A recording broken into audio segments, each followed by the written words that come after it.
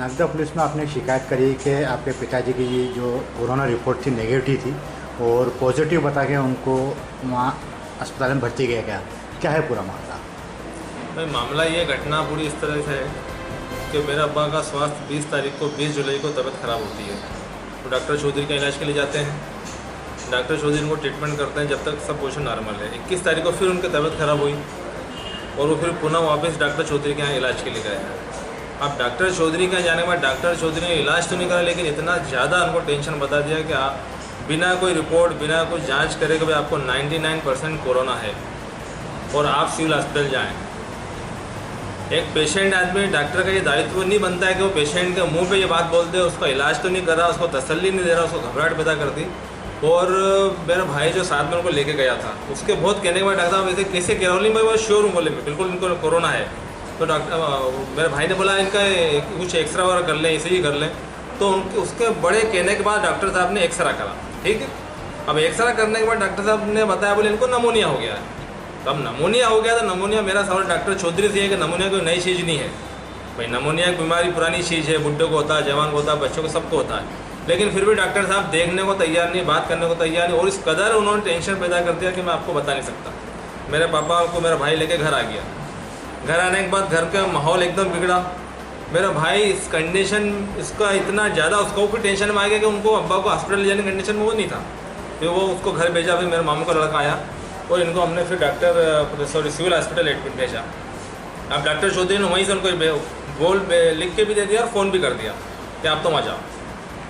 अब जबकि डॉक्टर चौधरी हमारे फैमिली डॉक्टर है, सबका ट्रीटमेंट वहाँ चलता है, लेकिन उसके बाद भी उन्होंने अपना दायित्व का निर्वहन नहीं किया और उनको जो ट्रीटमेंट देना था नहीं दिया। अब मेरे अब्बा अगर सिविल हॉस्पिटल में आते हैं, आने के बाद सिविल हॉस्पिटल जो डॉक्टर लोग थे उन्होंने उनको एडमिट किया, ऑक्सीजन लगाया और शायद उनको कुछ इंजेक्शन पे लगाया, क्योंकि मैं तो वहाँ था नहीं। 12-2 घंटे उनको एडमिट रहा, उनको आराम हो गया उसके। और हाँ, कोरोना का उन्होंने सैंपल लिया और फिर उनको 6 बजे एम्बुलेंस से उनको उज्जैन रेफ़र किया उन्होंने माधवनगर हॉस्पिटल में। जब तक अब्बा बहुत बढ़िया था, कोई दिक्कत नहीं, मेरी बात बराबर हो रही थी, क्योंकि मैं कुछ अहमदाबाद में था, मैं नागदा में उस टाइम मौजूद नहीं था। अब बात बराबर हुई, तो अब्बा 7:15 बजे के आसपास एडमिट हुए माधवनगर हॉस्पिटल में। अब 21 तारीख रात निकलती है, 22 तारीख का दिन भर निकलता है। दिन भर उनसे बात हमारी हुई, तो वहाँ कुछ जाने दे नहीं रहे थे, जाने दिया नहीं, हम वहाँ पहुँच नहीं पाए, उनसे मिल नहीं पाए। हाँ, अब्बा से जो बात हो रही थी ऐसी कोई घबराने वाली बात, ऐसी टेंशन भी नहीं थी, ठीक है। हमने सोचा ना, डॉक्टर नमूनिया बताया, नमूनिया का इफेक्ट है, सांस में दिक्कत आ रही थी उनको। अब रात को हमें पता चलता है 1:30 बजे के आसपास के अब्बा की रिपोर्ट पॉजिटिव आती है। खैर उसके पहले 11 बजे हमें खबर मिल गई थी, 10-10:30 बजे मतलब फेसबुक के माध्यम से और व्हाट्सएप के माध्यम से वैसे ये रिपोर्ट पॉजिटिव आई है। लेकिन हमने अब्बा को, हमारा अब्बा हार्ट पेशेंट भी हैं और हॉस्पिटल में एडमिट थे, आईसीयू में एडमिट थे। रात का समय 10-11 बज रही थी, लेकिन हमने फ़ोन करना मुनासिब नहीं समझा कि अब्बा शायद अगर अपन को रिपोर्ट देंगे तो वो घबरा जाएंगे, टेंशन होगा। लेकिन हमने तो फ़ोन नहीं करा, लेकिन एक पुलिस अधिकारी ने कंट्रोल रूम से उनको फ़ोन करके डिस्टर्ब करा, जो कि सरासर गलत और एक बहुत बड़ा जुर्म मेरे नज़र में होता है। अब कानून के नज़र में होता ही नहीं होता, वो कानून से वन देखा जाएगा। लेकिन उसने फ़ोन करके उनको डिस्टर्ब करा और उनको 11:10:49 का ऑन रिकॉर्ड है और 9 मिनट 42 सेकंड वो शख्स बात करता है। अब आप समझ सकते हैं पुलिस वाला किस अंदाज बात करेगा। पुलिस वाले को ये ड्यूटी नहीं बनती कि एक इंसानियत के नाते भी नहीं हो सकता कि आदमी पेशेंट है, हॉस्पिटल में एडमिट है, आईसीयू में एडमिट है, पिछले 24 घंटे से उसको ऑक्सीजन चालू है और आप उससे क्या इन्फॉर्मेशन लेना चाहते हैं? इतने क्राइम हो रहे हैं, मैं सवाल कर दूंगा कलेक्टर साहब से, इतने क्राइम हो रहे हैं उसके बारे में कभी आपने इतनी बारीकी से इतना इंक्वायरी करी आपने? कि रात को घर में किसी के जाके इस तरीके से आप हमारा घर 1:30 बजे क्वारंटाइन करना ये लोग है। 1:30 बजे पूरा स्वास्थ्य विभाग की टीम, पुलिस वाले शामिल है, पूरी बारात कम से कम 25-30 लोग मेरे घर पहुँचते हैं। ये कहाँ का तरीका, कहाँ सारे सिस्टम है? अरे हम कोई भग जाएंगे क्या? अगर सपोज करो मेरे घर पर अगर पॉजिटिव आ गया तो क्या हो गया? क्या बहुत बड़ा जुर्म हो गया? ये सुबह भी हो सकता है, लेकिन सिस्टम इतना बिगाड़ रखा है और कोई समझने को तैयार नहीं। लेकिन हमारे साथ बीता है, हमें तकलीफें सीखे, तुम्हारे साथ बीते का पता चला है। मैं निवेदन करूँ कलेक्टर साहब, अगर आपके साथ होता, अगर एटीएम साहब के साथ होगा तो पता चले, अगर आपके पिताजी अगर आपके चले जाते और आपके साथ ये व्यवहार होता है तो ये बिल्कुल गलत है। अब वो पुलिस वाला उनसे बात करके, अब उसने पता नहीं क्या बात करी, लेकिन उस बात के बाद अब्बा के फ़ोन पर कोई फ़ोन नहीं आता है। उसके बाद ये अपना स्वाभाविक मामला है, क्योंकि उनको टेंशन बढ़ा और टेंशन बढ़ने के बाद सुबह 23 रात निकलती है। 23 तारीख को सुबह 9:15 बजे मेरे अब्बा को फ़ोन करता हूँ कि उनकी खबर मालूम करने के लिए। तो ड्यूटी डॉक्टर ने फ़ोन उठाती और वो खबर मुझे देती है कि बोले आप कौन है? मैंने कहा लड़का बोलता हूँ। बोले आपके अब्बा का, बोले कि सडनली मॉर्निंग में अटैक आया और ये एक्सपायर हो गए। अब आप समझ सकते हो कि ये खबर सुन के मेरा तो बहुत दिमाग ख़राब हो गया, बहुत ज़्यादा टेंशन बढ़ा, मेरे हाथ पैर फूल गए। उसके बाद फिर मैंने अपने आप को संभालते हुए फिर उसने डबल बात करी। मैंने कहा ये गलत तो नहीं, अब मैंने कहा रात तक मेरा बात अच्छे थे, क्या हो गया इनको एकदम। अच्छा, फिर सबसे बड़ी बात कि वो हमें फ़ोन नहीं कर रहे हैं।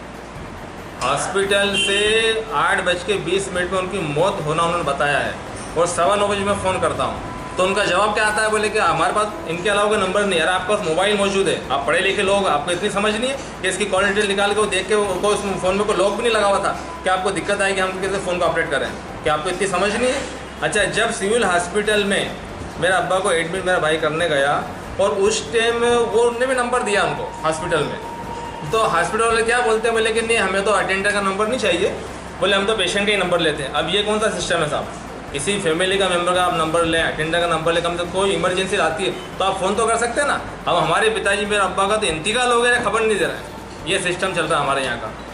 12 लोग हमें खबर मिलती है, खबर मिलने के बाद उन्होंने फिर हमें नागदा थाने से बात होती है, हमें 5 आदमी की परमिशन मिली। हम 3 ही जने घर के लोग मौजूद थे क्योंकि मेरे 2 भाई बाहर रहते हैं।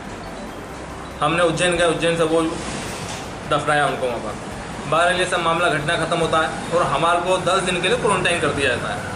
अब अगली कहानी आती है कि जो उसके बाद जब हम 1 तारीख को हमें इन्होंने क्वारंटाइन से फ्री करा, उसके बाद हम उज्जैन जाते हैं इंक्वायरी करने, क्योंकि हमको तसल्ली भरोसा नहीं हुआ कि जो सिस्टम चल रहा है, जो हम फेसबुक व्हाट्सएप पे देख रहे हैं कि यार पेशेंट को इंजेक्शन लगा दिया जा रहा है, पेशेंट को मार दिया जा रहा है, रोज़ कुछ ना कुछ आ रहा है, तो हमारा भी दिल माना नहीं। क्योंकि अब्बा 10 बजे तक बात करी अब्बा ने, हाँ 10 बजे अब्बा के दोस्त की भी बात हुई, बराबर अच्छी उन्होंने बात करी, 11 बजे फ़ोन उन्होंने अटेंड करा। तो जब पेशेंट अच्छा है, कोई दिक्कत है, एकदम क्या हो गया। बहरहाल हमने डॉक्टर हॉस्पिटल गए, हॉस्पिटल जाने के बाद जो ड्यूटी डॉक्टर से हमने बात करी तो उन्होंने बोला कि आप इसके बारे में, उन्होंने पूरा घटना में बताया कि इस तरीके से मामला बना है, इनको रात को तबीयत खराब हुई, इनको अटैक आया और अटैक के वजह से ये एक्सपायर हुए और मौत का कारण उस डॉक्टर ने कहा इनको हार्ट अटैक है। फिर भी उसने बोला अगर आपको कुछ और जानकारी लेना है तो हमारे बड़े साहब डॉक्टर सोनाने साहब से आप मिलें। अब हम डॉक्टर सोनाने साहब से मिलते हैं, उनसे हमने फ़ोन पर बात की, उन्होंने हमें टाइम दिया 7 बजे मिलने का।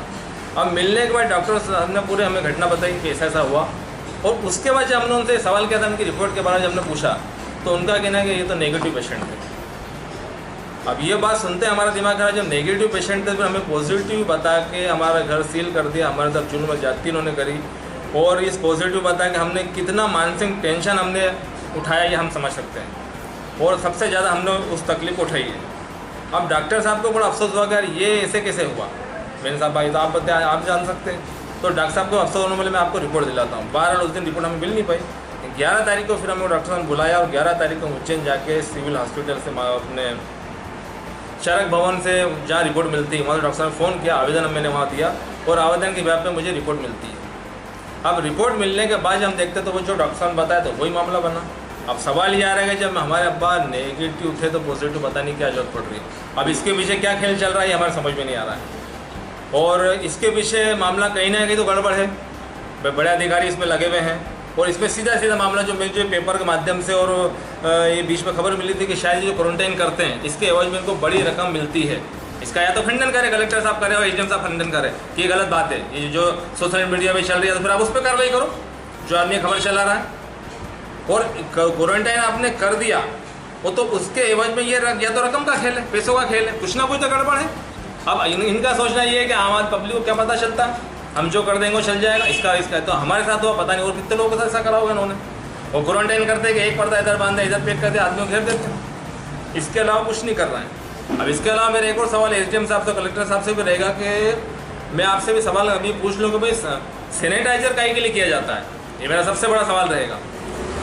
भाई सैनिटाइजर कर रहे हैं हम, आपका जवाब ये आएगा कि भाई संक्रमण अगर फैल गया तो उसको ख़त्म करने के लिए, या संक्रमण फैले नहीं, क्या हम बेवकूफ़ में टाइम खराब कर रहे हैं, पैसा खराब कर रहे हैं, ये है ना, इसीलिए हम कर रहे हैं ना। और जब आपको मालूम है कि ये पेशेंट पॉजिटिव है, इनकी मौत हो चुकी है कोरोना पॉजिटिव की वजह से, तो फिर इसके घर में संक्रमण कितना ज़्यादा है। लेकिन एक दिन ना तो हमारे घर में सैनिटाइज़र की बात हुई, ना मोहल्ले में हुआ कुछ, कहीं से कहीं तक सैनिटाइज़र होता नहीं है। और प्लस दूसरी बात, हमारे फैमिली मेम्बर की कोरोना की जाँच भी नहीं होती है। तो आपने ये क्यों नहीं करा भाई? जहाँ सीधा सीधा सवाल बनता है, इसका मतलब एसडीएम साहब को ये मालूम था कि घर के अंदर कोरोना पेशेंट नहीं थे, ये नेगेटिव थे, इसलिए घर की टेंशन लेने की अपने को कोई ज़रूरत नहीं है। एक आदमी यहाँ झाँक के आने को तैयार नहीं, और ये ना तो इन्होंने सैनिटाइजर हुआ है, ना पेशेंट, ना तो हमारे घर वालों की इसकी रिपोर्ट ली इन्होंने। तो इससे सीधा सीधा मामला पता चलता है कि भाई आपकी जानकारी में है, तो इस हिसाब से मामला करा आपने। और दूसरा मेरा जो सबसे बड़ी बात, सबसे गंभीर जो मेरा आरोप में लगा रहा हूँ और जो मैं मांग कर रहा हूँ कि उस आदमी के ऊपर तो हत्या का मुकदमा दर्ज होना चाहिए कि जिस आदमी ने जो बात नहीं करना थी वो करी। 11 बजे तक एक आम आदमी में हम फ़ोन करने में सोचते हैं कि भाई इनको फ़ोन करे कि नहीं करे, और आप समझ सकते हो कि एक पुलिस थाने से, डिपार्टमेंट से अगर फ़ोन जाता है, कितना ही बड़ा आदमी होशियार होगा लेकिन उसको भी हाथ पर खुल जाते, कोई थाने से फ़ोन क्यों आया है, उसको घबराहट पैदा हो जाती है। अब इनको समझनी पड़ेगी कि एक आदमी पेशेंट से मैं इंक्वायरी कर रहा हूँ, हम मौजूद थे, हम थोड़ी गए थे, हम घर वाले समझा मौजूद, हाँ हमें फ़ोन करते, हमसे बात करते कि पेशेंट कहाँ गए थे, कहाँ नहीं गए थे। और इसके पहले आपने जिससे अगर इंक्वायरी कर ली उसके बारे में आपने क्या कर लिया? अच्छा ये चलो शो कर दो आप कि हम ये पेशेंट जो इंक्वायरी करते हैं तो इसके बारे में हम ये फॉलो कर रहे हैं, उसको आपकी रिपोर्ट बता दो। हमें कुछ से कहीं तक कुछ नहीं, सिर्फ इन्होंने ये बहुत गलत, जो सबसे ज़्यादा गंभीर बात है और वो उसी वजह से मामला बिगड़ा। डॉक्टर सोनानी साहब का ये कहना था भाई ये इनको हार्ट अटैक आया है और इनके मौत का कारण हार्ट अटैक है। तो अब मेरा आपसे सवाल है कि हार्ट अटैक खुशी से नहीं आता, वहाँ कोई खुशी की बात नहीं थी, अफसोस और टेंशन के हॉस्पिटल में पेशेंट आदमी है। उसके बाद ही इनका मामला बिगड़ा, तबीयत बिगड़ी और ये इनका इंतकाल हो गया। तो मेरी मांग आवेदन देकर टी ए साहब से कल मैंने आवेदन दिया है। टी ए साहब ने मुझे आश्वासन दिलाया कि ये बिल्कुल, उनको भी बहुत अफसोस हुआ। टी ए साहब ने जब पूरा मामला देखा, पूरा पेपर देखे, पढ़े, उन्होंने रिपोर्ट देखी तो उनको बेहद अफसोस हुआ, बोले कि बहुत गलत हुआ, ये कहीं ना कहीं सिस्टम में चूक है। बोले मैं आपका पूरा सहयोग करूँगा, आप आवेदन देके जाएँ और आगे की कार्रवाई आप आगे की तैयारी करें। तो मैं बिल्कुल आपसे मांग करता हूँ और टी ए साहब से भी मेरा ये निवेदन है कि इसमें जो भी दोषी लोग हैं उसमें कड़ी से कड़ी कार्रवाई होना चाहिए और न्याय की मुझे उम्मीद है। और अगर न्याय से कुछ मामला नहीं बनता तो मैं आगे कोर्ट तक इस मामले को लेके जाऊँगा, हाई कोर्ट दूंगा, इसके आगे जो मेरे से बन सकेगा वो मैं कार्रवाई करूँगा। ये मेरा